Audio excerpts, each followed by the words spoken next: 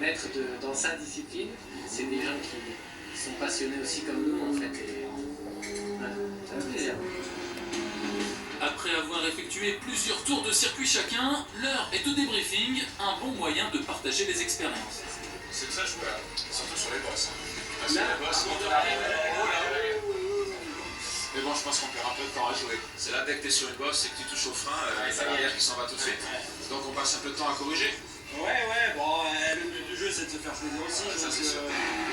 Mais ce qui unit vraiment les trois hommes, ce n'est pas la 208 du circuit de Dijon, c'est bien elle, la 2008 DKR.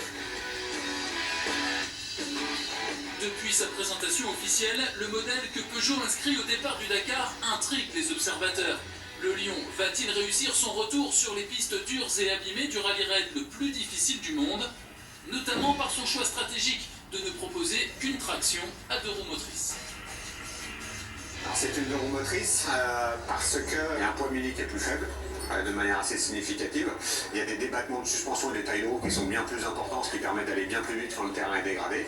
Et puis il y a aussi la possibilité d'avoir un système de gonflage-dégonflage embarqué, donc il n'y a pas besoin de s'arrêter à l'approche de cordon de dune pour dégonfler la pression des pneus, donc il y a moins de risque de s'ensabler. Et un des secrets dans les courses d'endurance, que ce soit les 24 heures du Mans ou le Dakar, c'est de s'arrêter le moins longtemps possible pendant la course.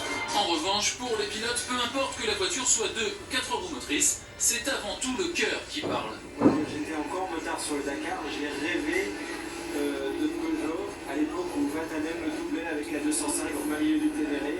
C'était vraiment des images très fortes, il y a bien sûr 25 ans de ça. Moi aussi, Peugeot m'a fait